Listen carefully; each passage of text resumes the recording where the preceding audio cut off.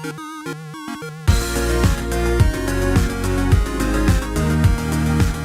everyone, welcome to another Anime Kingdom review. See by the title below, yes, this is on episode 22 of Boku no Hero Academia Season 2. And honestly, I was wondering how this episode was going to go. I was excited for it, I'm not going to lie, obviously, from how the ending, happened at the very end of the last episode. But that's, of course, also made me wonder how this episode was going to go. Considering the fact that the beginning, the first matchup we see in the last episode with Kirishima and Sato, they ended up, not really having a chance. They ended up losing pretty badly, and I was wondering how many of the teams were going to lose, how many of the teams were going to win. I was kind of thinking more of either they would have more teams losing, or they would have more of an even, like here's some wins, here's some losses kind of thing. Because these are professional heroes, and they're picking these heroes to go against the weaknesses of their classmates and everything, whoever they end up choosing.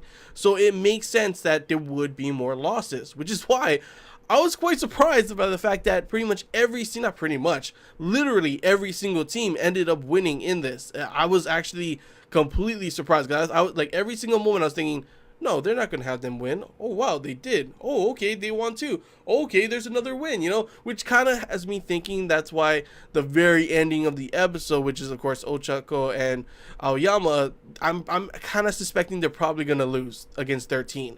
Just by the fact that all the other ones already won in this. I can't see every single team winning except, Kirishima and Sato. That would be kind of dicks, honestly. Which kind of got me thinking as well, if we're having this much victories as well, there's a huge chance, it makes sense that obviously All Might is going to win. It's kind of really hard for me to see a way that Bakugo and Izuku can win.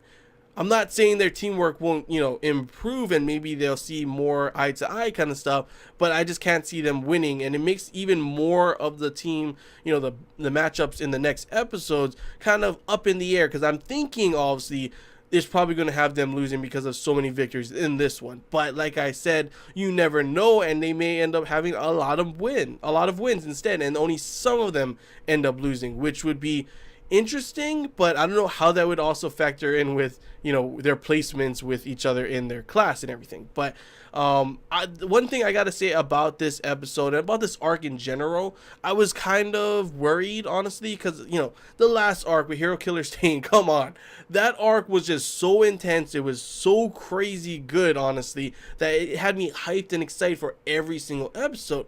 So I was kind of worried, honestly, that going in from that kind of serious atmosphere with villains and heroes again, it would kind of drop down once we go back to this kind of school setting. I was kind of worried that it wouldn't be as exciting, but honestly, I was pretty hyped up for this episode. It could be, a factor that, it's cool that we get to see all the other professional heroes that we haven't seen before. Well, we've seen little glimpses of them use their powers more in not obviously a serious tone. Obviously, they're not going full 100% against them, but they are trying and using their powers a lot more than we've seen before. So that's one of the reasons why I'm super excited for this. And another reason is, for their class, usually the main focus is, of course, the main characters. The problem with Boku no Hero and animes like this is that their cast is so huge that there's always these other characters that are kind of seen a lot less time, honestly, when you see them in the episodes, and you get to see little glimpses of them here and there. But it's quite surprising that in this arc, and that's why I'm excited for, is that we get to see a lot more of them. For example, Sato, we didn't really get to see a lot of him at all, pretty much, and we got to see a lot more of him in the last episode. And then you saw in the preview as well, there's a lot more people we haven't seen as well in that, and they're going to be showing them focusing their powers with teamwork with other people that we've already seen a lot of as well, which just adds a different element of, like, you can always have kind of much more of a surprise than we normally have seen, with these previous episodes, where it's always just Izuku, where it's always just Ida, where it's always just Todoroki, So that's why I really have been enjoying these past few episodes, and I'm excited to see how the next episodes will go, now that we will see a lot more different characters showing their abilities as well, But yeah, overall, this episode, it was pretty cool. It starts off with, some awesome teamwork between Tokoyami and Asui. And at first, it's interesting because for this one, Asui is pretty much, she has I forget what her name is. Damn it, what was her name? The nurse girl, woman, pretty much said that, Asui doesn't really have much weaknesses, so she's much more of an emotional kind of support, much more of a support to help Tokoyami, considering his weakness is being exploited against ectoplasm, since the fact that his weakness is when it gets in close, he has a lot of problems. And when you have a lot of, all of these different ectoplasm, his clones and stuff all around him, that of course makes it hard for him to be able to counter every single one. Maybe if it's 1v1, obviously he's a god. We've already seen Tokoyami and he continues to impress me. But this episode, for this part, it wasn't really much of Tokoyami. Yes, he did some badass stuff. He did help a lot as well, but it was all Froppy to the victory, honestly, with her pretty much coming in clutch with swallowing the handcuffs. I was wondering what the heck she was gonna do. Like, she was like, I can keep stuff in my stomach, and I'm like, so what do you have in your stomach? Is there some weapon that can defeat him? Since they obviously were stuck in that point, and it ends up being that they had the handcuffs there, and what's it called, Tokoyami's shadow was able to put it on top of Ectoplasm's leg, which I gotta say, I don't know, I don't really see it as a victory, because don't you need to have both of them on to be able to capture? He only got in one, so I'm not too sure if that's still considered a victory in my opinion. But hey, nonetheless, awesome teamwork by them. It was pretty cool to see. It was definitely, like, that first part was definitely a lot more teamwork and more cohesiveness than the others. But it could just be because of Froppy, because of Asui, but for the fact that the way she's able to give that kind of support to other people. For example, obviously Izuku said that, yeah, that was the same thing with him when the villains attacked, that she gave that same kind of support to him and he was able to do a lot better. So it's pretty cool to see Froppy gain a huge spotlight, honestly, considering the fact that I know a lot of people do like her character, After that, the next matchup, this one was pretty damn fast. And I'm not just saying that as a pun because of Ida, obviously. But yeah, it went a lot faster because of the way it made sense that this would be how it is, considering the fact their best course of option, since all the ground would just drop if they tried to take it slowly, was Ida just rushing in there. And then of course, obviously, right when it was like, oh no, we're gonna fall, pretty cool and quick thinking by Ida to pretty much kick Ojiro across, and he used his tail to whack.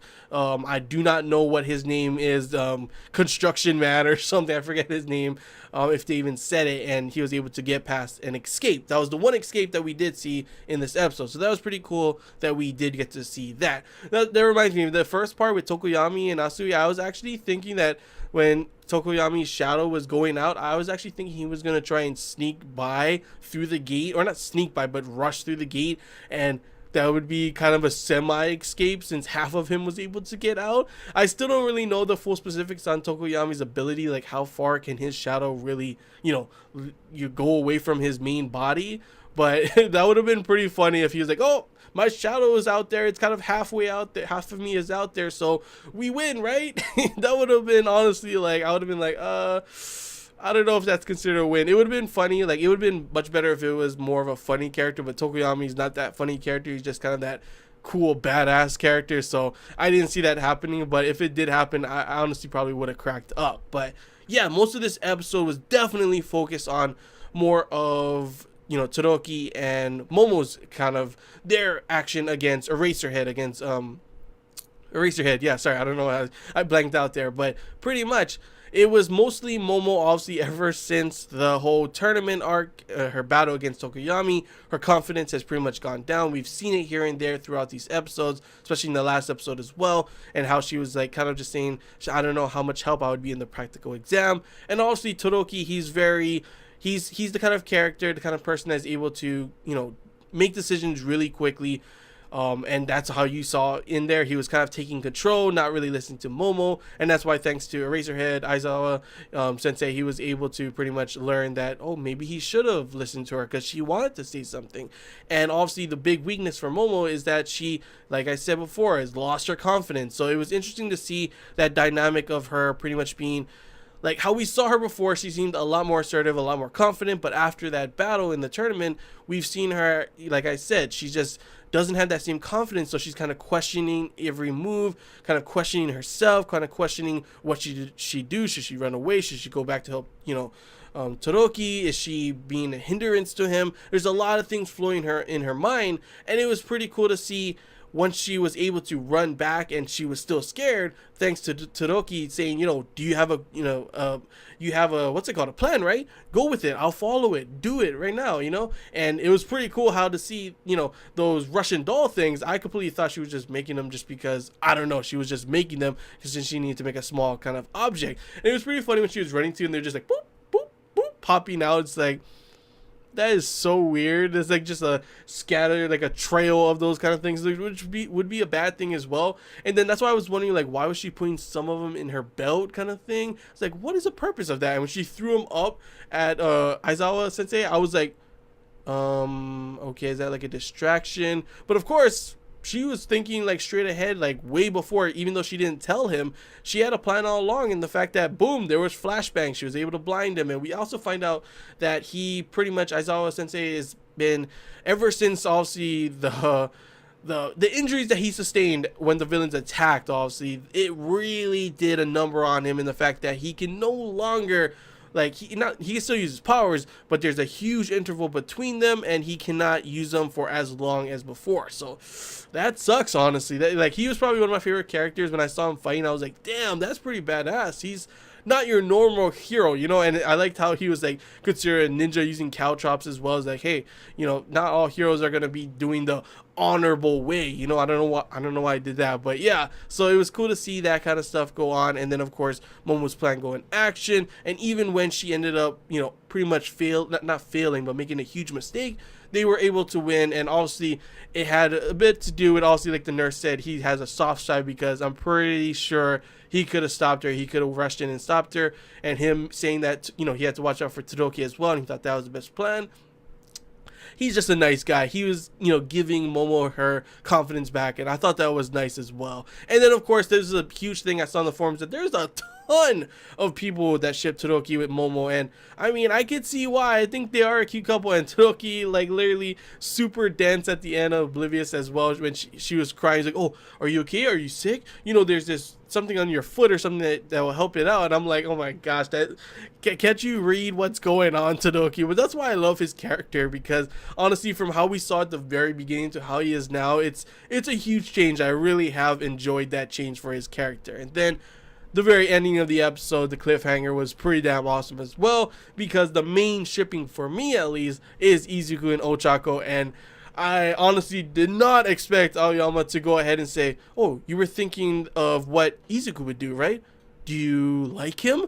And then boom, that was the end of the episode. I was like, what the hell? That cliffhanger, are you kidding me? Please tell me her answer now. I need to know now, But yeah, overall, it was a really enjoyable episode. Cool to see the different heroes the professional heroes go against some of the class. Cool to see how their teamwork worked. Very surprised to see everyone win, but still happy and awesome and cool to see. I cannot wait to see how the next episode will go, see how the other matchups will go, see what will happen with Ochako, and see much more of the pro heroes and their abilities. And obviously, the big exciting finale will probably be Bakugo and Izuku going up against All Might, which that is probably the one that everyone is most excited for.